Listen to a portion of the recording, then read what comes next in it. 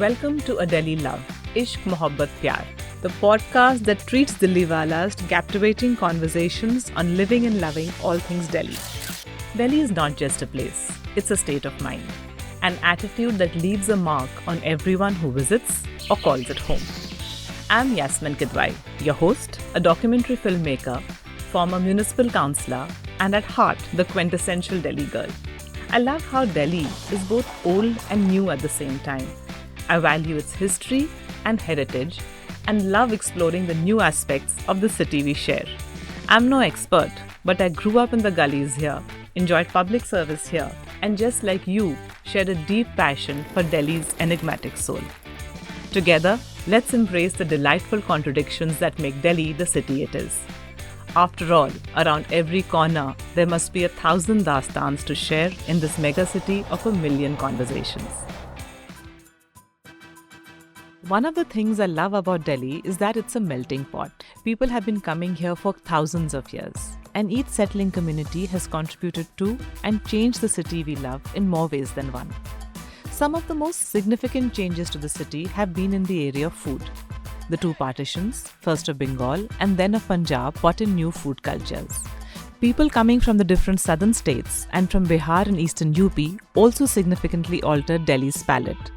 Food with all these tastes, ingredients and techniques is not only a repository of stories and history, but it is also a living record of change, intermingling, coexistence and communities learning from each other. Today we are meeting Marryam Reshii, who has written on food for an incredible 30 years. She's a prominent food critic at the Times of India and writes about all things food and gastronomy for both Indian and international publication. For the past 7 years, she's been crafting the Times Food Guide for Delhi and books on cooking about India's food scene. She likes digging into food history and spices while traveling worldwide to uncover forgotten food tales and trends. She also leads foodie trips across India. Marryam Reshii wants to document India's culinary history and dreams of a museum showcasing India's various kitchens complete with utensils, vessels and ingredients. She's based in Delhi, has a strong Kashmiri connection like me and wants to revive lost recipes. I love the stories behind food. I came to Delhi at the age of 4. That time, North Indian food, like basically Punjabi food, ruled the roost. Vast majority of Delhiites were from either Punjab or UP, and they had acquired a taste for dosa. I mean, like you have one crunch of a bite of dosa and you're hooked for life. Traveling and be the internet. The internet has taught us a lot. That has really opened up vistas for us. No 5-star hotel will serve you champaran meat. So you'll have to have it on like in a dhaba sort of thing run by somebody from that community.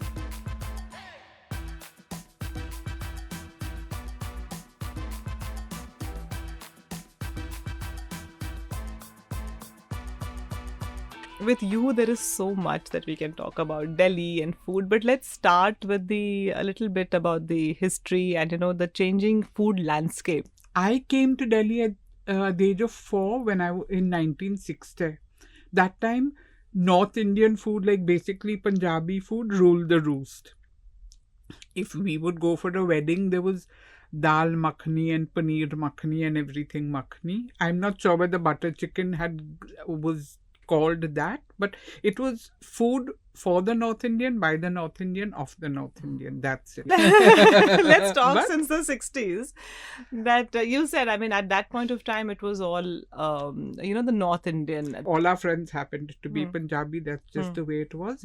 And we would always go out with them to Moti Mahal and have the same menu. The owner used to walk around and greet all the guests, and he knew some of them better than others and whatnot, but he would make the attempt and nobody said, oh look, here comes there was no sense of this guy has come because we are important. And then around the 70s there was another change. Then you had this opening of the 5-star hotel culture had kind of become established in Delhi. Yes. And there were not only the coffee shops which were popping up in the five-star hotel context, but also there were some South Indian restaurants, Dasa Prakash or Woodland, which had kind of by the mid 70s started getting established, and that taste was coming in. Yes, and I think it was more seen like to the Punjabi palate, but the vast majority of Delhiites were from either Punjab or UP,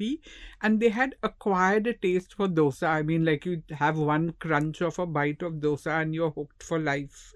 That's my opinion.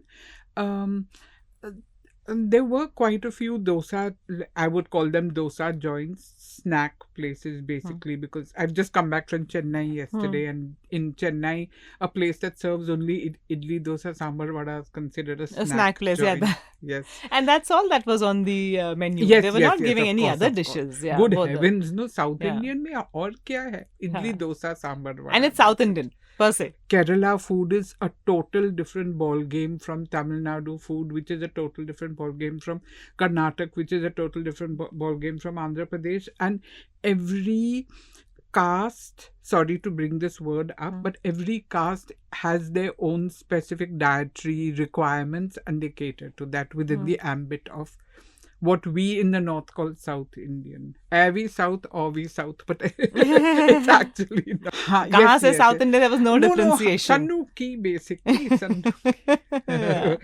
Where is Andhra Pradesh in relation to Kerala? We don't even know. And the subtle differences in the sambar taste and things, nobody knew that much. Yeah, nobody knew that at that point of time. I think now with traveling and all, now there is still traveling and B, the internet. The internet has taught us a lot. Yeah, that's and a that has completely really different opened thing. up. Yes, that has really opened up vistas for us. But since you're talking decade-wise, there has been an influx of other groups into Delhi. It started to come in the 60s, maybe for government or maybe for other jobs or something, and then concomitantly people from the south, possibly mainly Tamil Nadu, but also I think in the last 2 decades only the Purvanchali is coming in. That's also contributed to huge, but Orissa food, Bihari food, it's not as common. Like everyone says, yes, we eat let's go out for champaran meat, but it's something like a rite of passage.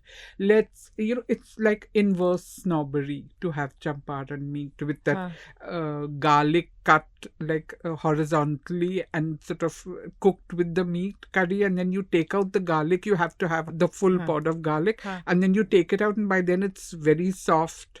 So you squeeze it, throw away the skin of the garlic, and just have the cooked garlic with the gravy flavor in it. You mix it up and then you eat it with your roti. But why did you say it's inverse snobbery now to have that? It's because no 5-star hotel will serve you champaran meat. So you'll have to have it on in a dhaba sort of thing run by somebody from that community. And Manish Mehrotra might have it on his We're talking of the menu. Indian accent restaurant. Yes. Because he spent his childhood in Bihar. In fact, his family has just moved about 5 years ago. Yeah.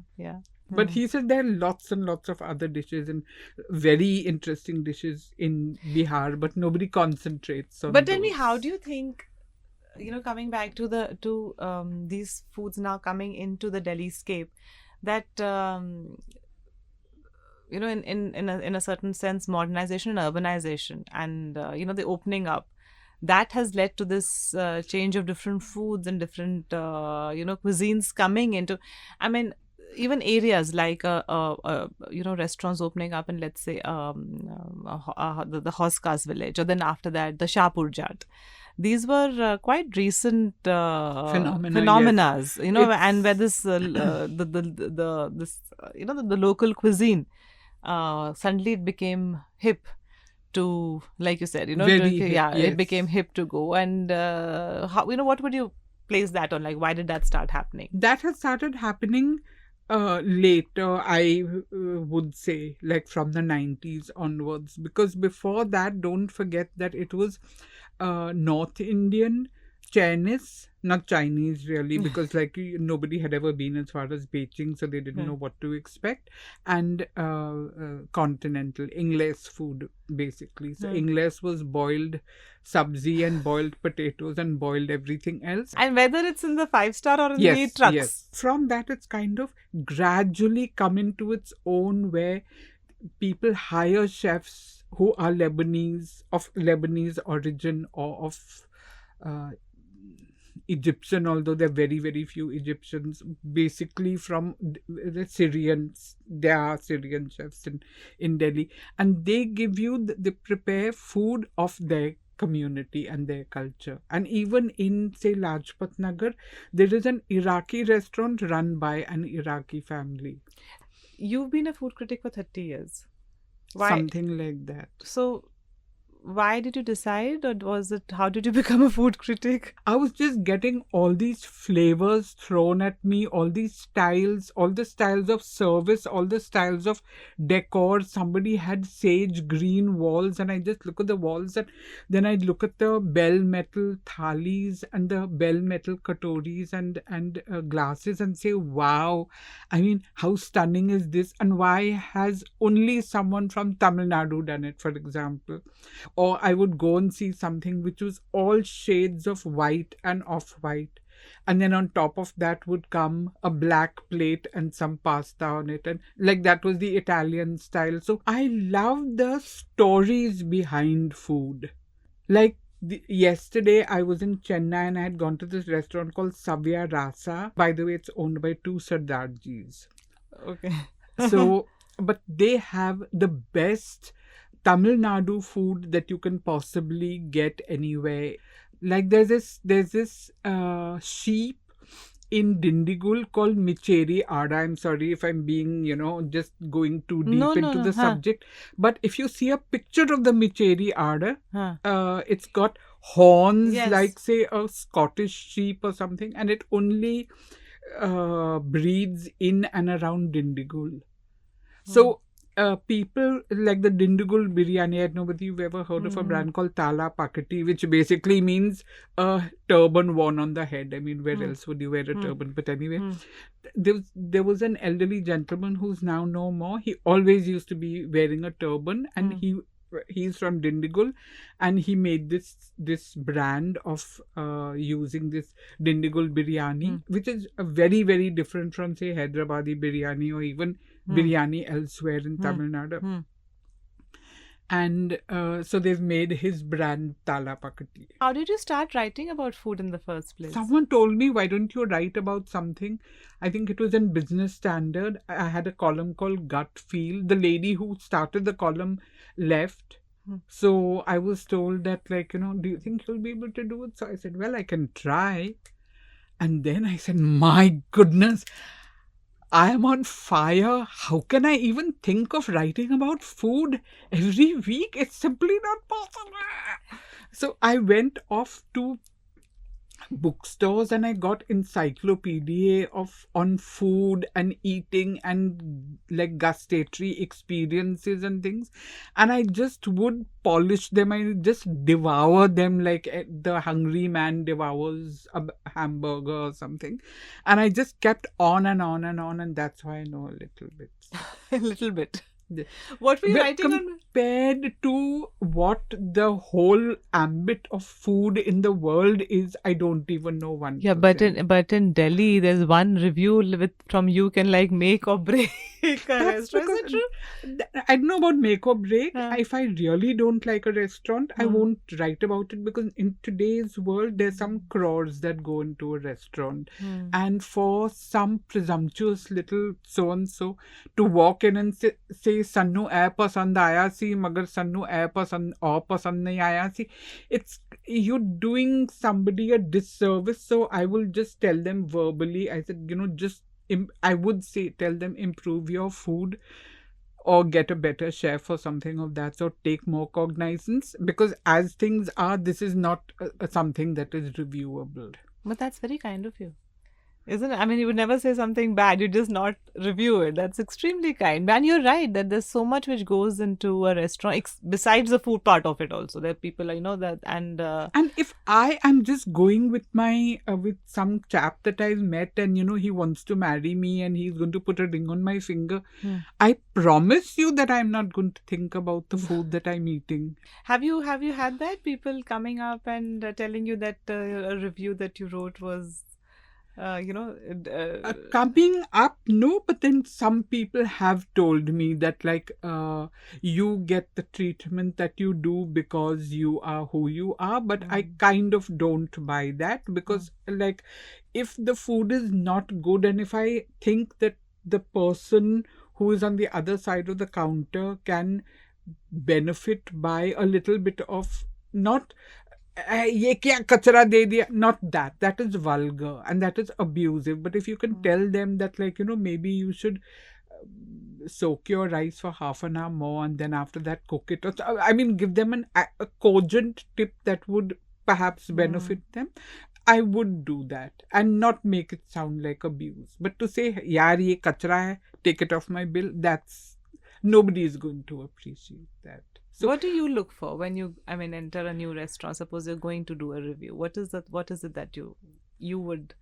Is it an entire experience? I never look at the service, because I don't think I've ever got bad service. I look for the X factor in the food.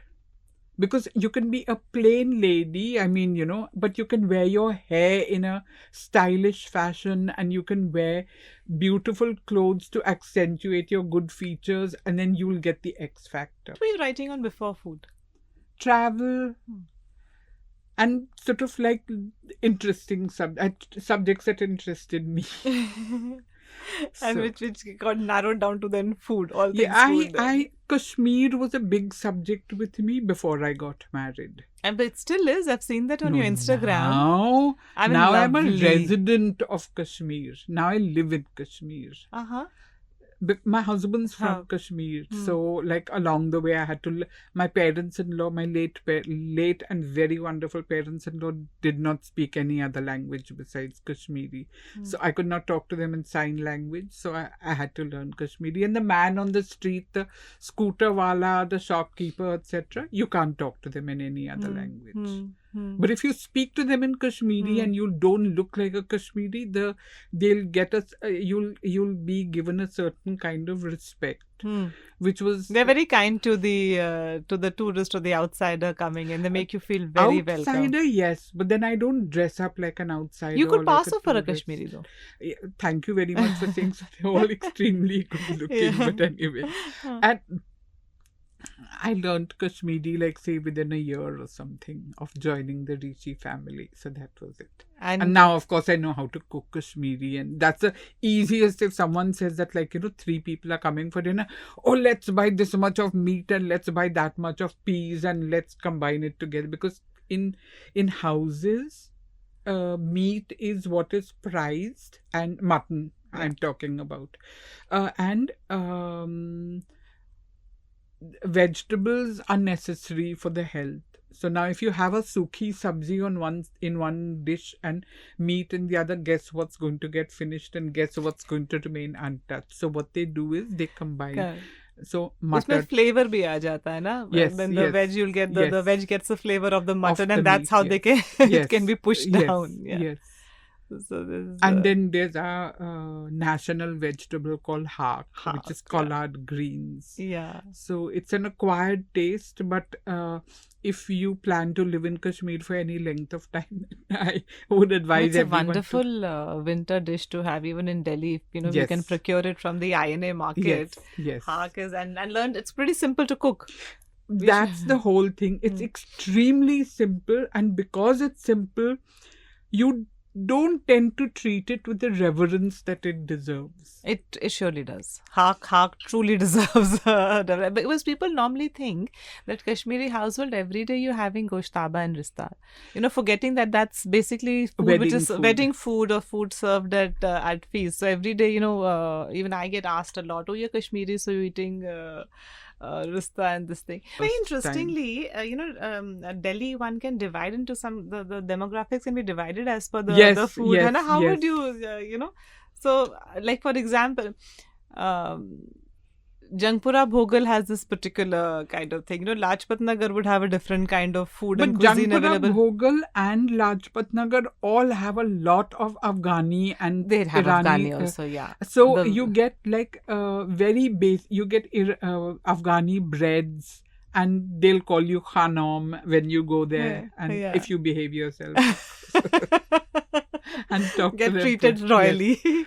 Yeah, and there are quite a few dinky little restaurants in Lajpat Nagar also. They serve kebab and and they actually make it on charcoal. I mean, with that flavor. I wanted to ask you about the food business. Like, how with the changing taste of the consumer, or with people traveling and getting exposed, the food businesses have adopted. You've seen it and I think that last 30 years have been the quick changes. Like every 5 years there is something new coming in. There's always been every 5 years things coming in, but now like we've got a plethora, but we've got select restaurants selling a cuisine that have hitherto never been spoken about or tasted or anything. True, but even food. I mean, businesses have also taken up food from different regions of India.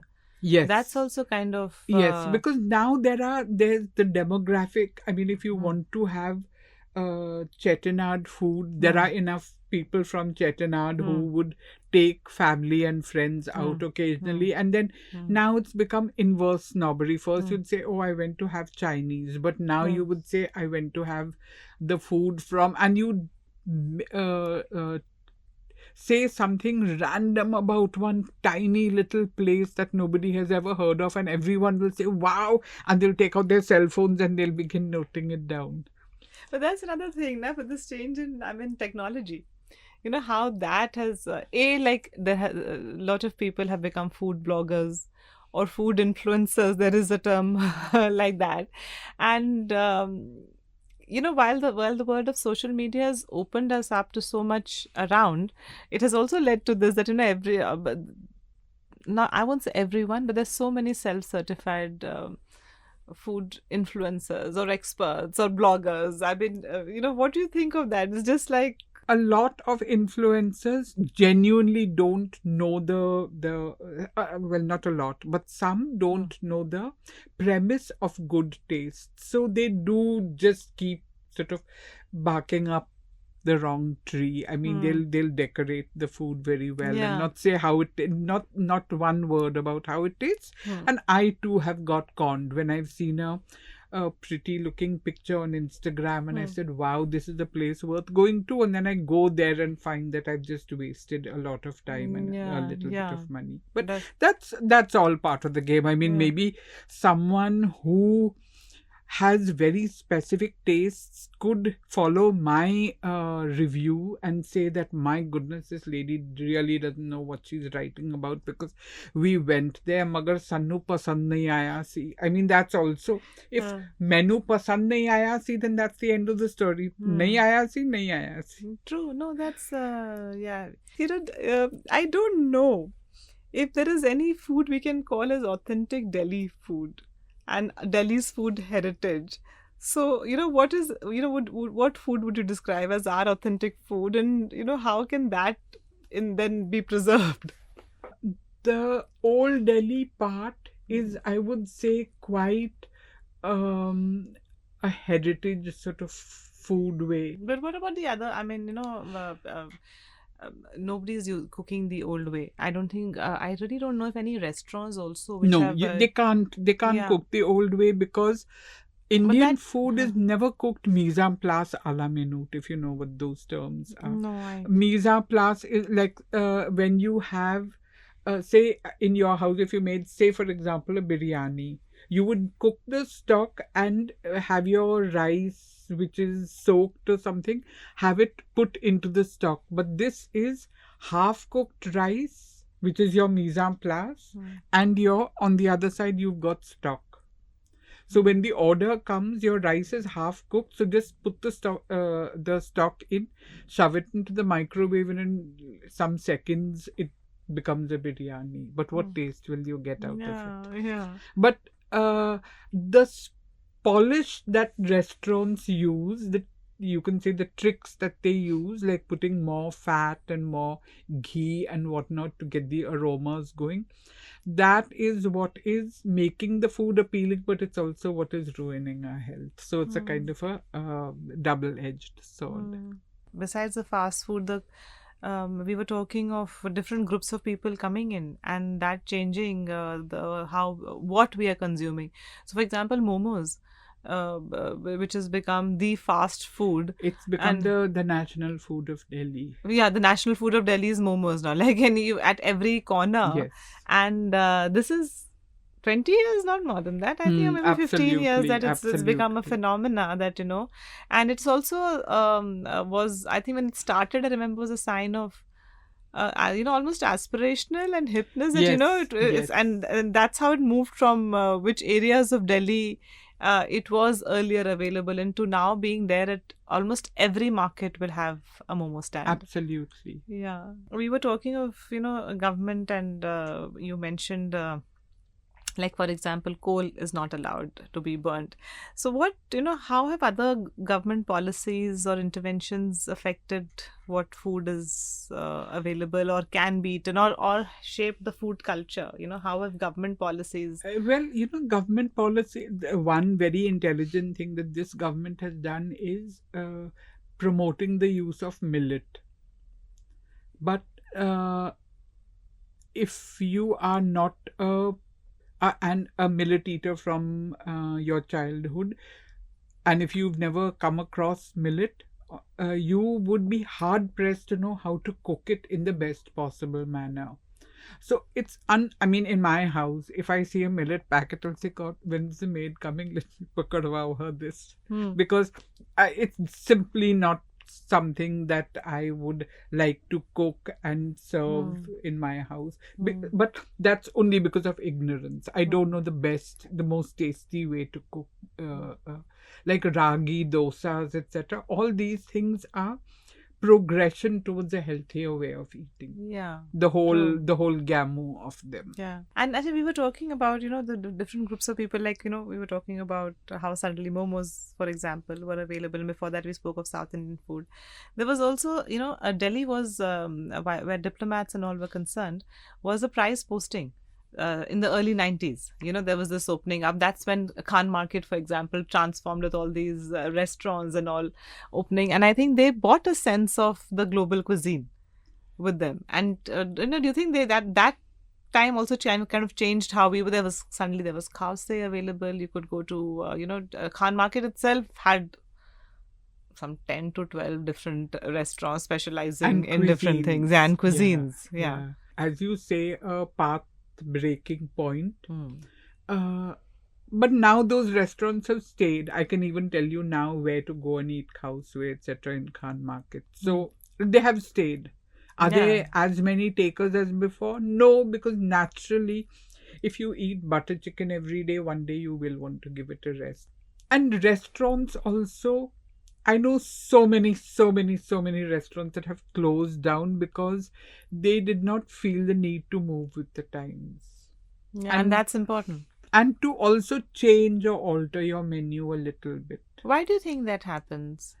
See, the North Indian restaurants like Embassy and Volga, etc., the now defunct Volga, have had a set clientele. Every other restaurant in Connaught Place or of that vintage doesn't necessarily have the same sassy mix which will cater to a wide variety. And once a generation passes on or gets too old to come out or something of that sort to eat, then that the takers for that particular dish or subset of dishes, that also goes. Yeah. I'm just waiting for the day when butter chicken says goodbye to us. That's not happening. That's been around far too long. Yeah, but then that's also, it's got a light meat, which is chicken. It's not red meat, so it's a light meat. It's got Yeah. tomatoes, which are bursting with umami. It's got a little bit of spices, which is what we all like, and it's got cream.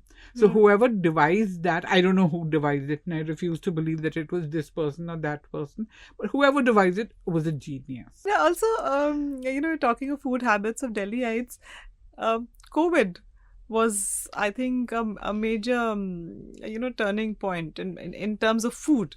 And because, when the first wave of COVID came, a lot of people, Delhi was, and India was not that badly affected in the first, As we were under in lockdown yes. till Omicron came. We were under lockdown. But so that was the time people, were exploring Instagram and coming up with their own, many people started cooking at that point of time. So there was this experiment with dalgona, coffee and banana. Everybody was making their version of banana bread. You think that part also affected, changed or exposed us to different kinds of food and changed us in some way? So dalgona coffee was, you can sit in front of the TV, sit on your sofa and just keep on filtering the coffee with a spoon, and the way we used to in college, and all those kind of, but at least your hands were busy and you had something to do, which was not very taxing. So dalgona coffee and banana bread were the ideal things to keep your mind pleasantly occupied. They were not something, they were not part of like the sabzi roti meat kind of grind that you had to put out on the table, but they were fun things, and you were sitting at home anyway, and you've never sat at home in your entire life. So now 24 hours in one room, it became like, it was a nice thing to have, it answered a need for that moment. That So I point. think that's why it And there's became- another thing which happened, I think, during that point of time, and perhaps a little earlier also it was happening. This, resurgence of to traditional recipes and wanting to that will preserve the always traditions. happen. That will always happen. Huh. At periods in a first we'll go haywire over Russian cuisine and something else cuisine, etc. And then one day we'll go back to what Dadi Ma used to make. Because And that's been happening, like, that's in our DNA. yeah, like, there's this from where I come from, which is the Hazrat Nizamuddin Basti in Delhi, and that was a part of my constituency which I represented. So the women over there have formed into a group, Zaika I'm and aware. Nizamuddin, I'm aware. and it's about preserving the traditional recipes.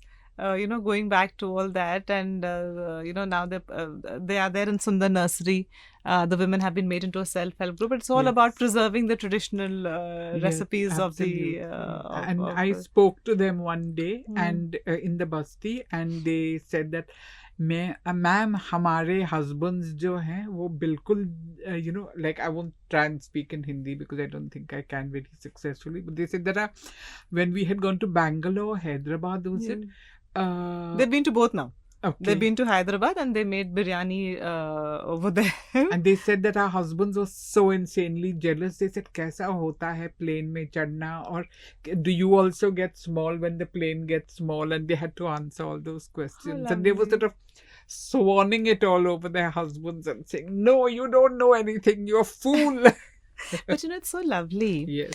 That by going back to a tradition and preserving your tradition, your traditional recipes and stuff, how it's empowering the women. It's such a wonderful thing to happen. Like the husband say, go into the kitchen where you belong and cook. So they're doing that, and now they're getting empowered, and their husbands who are just swanning it in front of the TV. Nothing is. They're still not evolving. Yeah, they're empowering one kebab at a time. I'll tell you what I believe.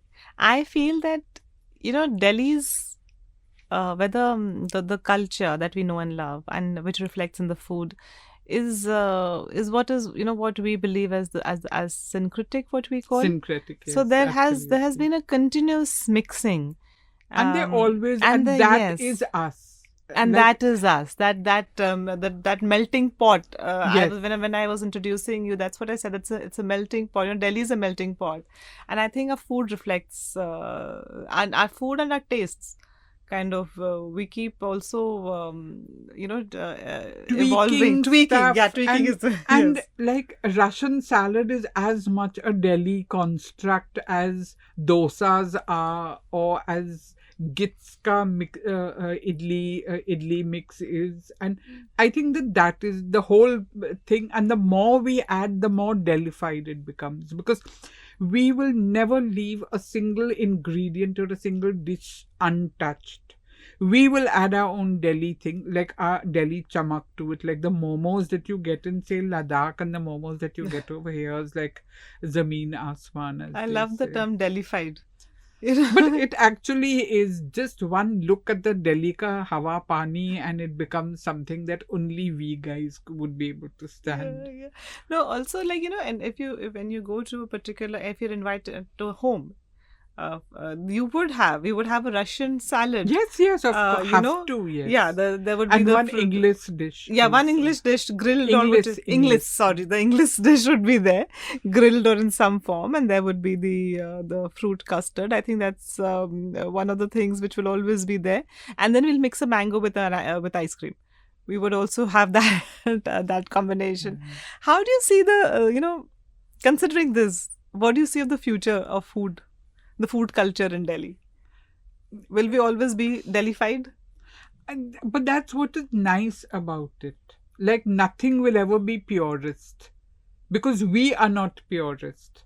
My neighbor over here is a caste, my neighbor over there is a South Indian, upstairs is a Bengali, and next to me is from Bihar. That's actually a neighborhood mix. Malayali also, I forgot. But how can my own table be purist? And purist what? Purist Goan? I've never lived in Goa. And I'm very comfortable eating an idli for breakfast, and Russian salad for lunch, and sushi for dinner. I'm very comfortable, and I don't think I'm unusual at all. Yeah, you just described a lot of working Delhiites at least. Hodgepodge. Yeah, Yes, Hodgepodge is our middle name, and long may it be. With everything, with our clothes also. Like the ladies in where I live, they'll wear their nighties, but they'll also put a dupatta over their shoulders, and they'll walk to the gate to drop their children to the school bus. I think True that's... that. And we're so inured to that sight that we don't even say, look. She's wearing a nightie and a dupatta, because everyone is doing. So that's Delhi. And if it's your nightie and dupatta, then it also has to come onto your dining table. That hodgepodge. Now, what does a perfect Delhi table look to you? What does it look like? Well, at least this many paranthas. The ghee, the keo that you can smell from outside the house. Because without ghee, there's no paranthas, is there? And a little bit of some sukhi sabzi to give, to pay cognizance to health. Like, so nice sukhi sabzi with hardly any masalas and things. Like, we made this because we eat this every day. And some Russian salad, because how could it not be, to take away from the health benefits of the sukhi sabzi, there has to be a little bit of mayonnaise. And some Lucknow biryani. That's what I would say. Of course, it would not be the biryani that is known in Lucknow, because after all, this is not Lucknow. But we'll call it Lucknow biryani, and we'll pretend that it's exactly the same as our aunt in Hazratganj told us. And so this is it. Khao ise. Or take another piece of meat. That's another thing about the Delhiites do, na? You can't, they have to serve you and have to fill you up. Absolutely. And you can only leave the table when you're about to get indigestion. Yeah, about to burst. True. But also, what would you like to see coming into Delhi in terms of, you travel the world, you are documenting histories, and, I was reading on your website, you describe wanting to, there should be this kitchen museum. That would be so lovely. That's what we don't have. Like Imam Dasta from every corner of the country. At least that banta hai. And some more decor from some utensils from every part of India. Like if you've been to the utensil museum outside Ahmedabad, I mean now it's inside Ahmedabad, but at one time you had to really trek to reach that where Vishala is. I don't know how familiar you are. So the late Surendra Bhai Patel used to go around collecting utensils, and he made this utensil museum. And but your Delhi would actually be the perfect place to have a museum like this, of not just a record of recipes from all over India, but also utensils and the way it would be so lovely. Absolutely. I hope somebody's And hearing this. Yeah, no. I think I've heard it. I just wish that I get like a few crores on my lap by. That's what I'm saying. I hope somebody hearing this episode is like, this needs to be done. Yes, and yeah, we can all sort of pitch in and help. You're so lovely. Okay, I have to, since it's you, on popular demand, we have to do a quick few questions with you. So like one word, one line ones, and I'm just going to ask. Okay, so these are quick ones. 5 must-try foods in Delhi. Momos on the side of the road, preferably in Lajpat Nagar. Chaat in Karol Bagh or anywhere else. Chola Bhatura is not chaat, so you can go and have it wherever. Whenever I want Chola Bhatura, I go to Quality in Connaught Place. And I've been pining that actually. And I'm sorry to say, but it's illegal to leave the city without trying butter chicken. It's enshrined in the constitution. The Constitution of Delhi has that you have to eat butter chicken before leaving. Yes, that's absolutely. 4 things. You have one more left. Oops. So I would say go for the Gujarati thali in Karol Bagh. It is, I mean, to wash away all your sins, go and eat vegetarian food one day. It is absolutely insane. I've never tried this one. Okay, I have to. So now you've given me something to do.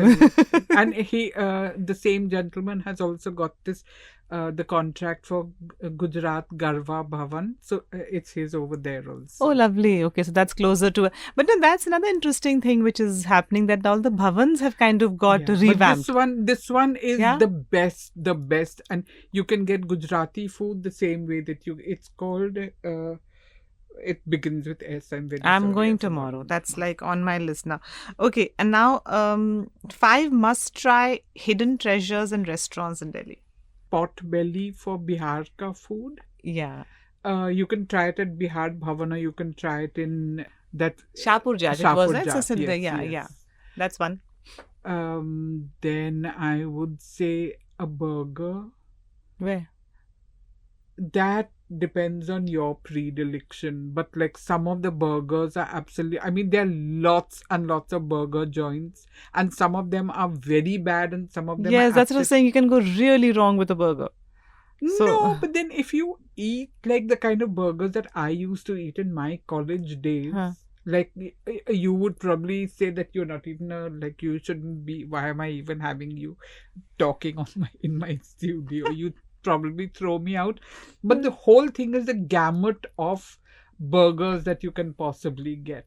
Okay, which are the 5 restaurants you'll tell somebody coming into Delhi to go, or a Delhiite? They should be ashamed if they've not gone to these restaurants. There is this guy from Karnataka who owns a bunch of fabulous idli dosa joints. Where? One of them is at T3 and one of them is at Meherchand Market. One of them, then the oldest one was in Karnataka Cafe. Karnataka Cafe. Yes. Yeah. You have to go there and have their dosas. Only their dosas. I mean, don't bother about idlis because the difference between one and the other is a little bit like, the thing. And then there's also Swagat in Defcol for not Sagar Ratna but Swagat by the same owner. They have the only Mangalorean food restaurant in the city. That's really good. I know it's... the dry prawns are like... it's Mangalorean masala all the way. Yeah, true. Okay, best place in Delhi for a winter lunch?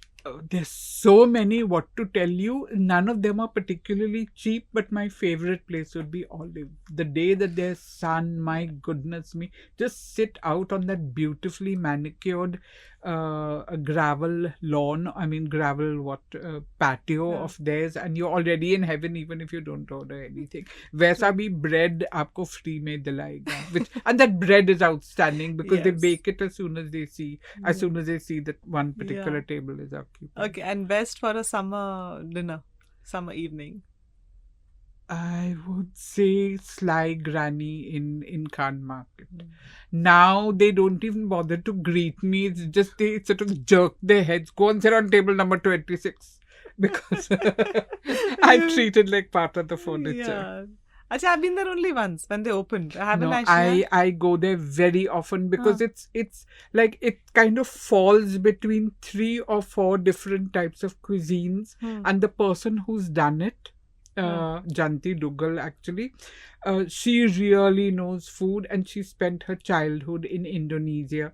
So there's always a little touch of Southeast Asia in quite a few of the dishes, but it's not Southeast Asian. It defies description, and I think that's Sly Granny is a very apt way of defining Delhi. It falls between many stools, so it's something for everyone. Yeah, that's exactly, I think, what Delhi is, something for everyone. So thank you so much, Marryam. It's been wonderful. such a pleasure talking about my favorite subject to someone who's only listened and who's not fallen asleep. God bless you, dear Yasmin. I absolutely loved talking to you, and I'm like already thinking where I have to go tonight for dinner, and tomorrow I'm trying the Gujarati thali for sure. All the others have been Suruchi, that's the name. Suruchi. Yes. But thank you so much. It was absolutely a Such a pleasure pleasure, having you. such a Thank you. pleasure. Food is so integral to our daily lives, yet we hardly stop to think about how much thought, history, and knowledge can be found in an everyday meal.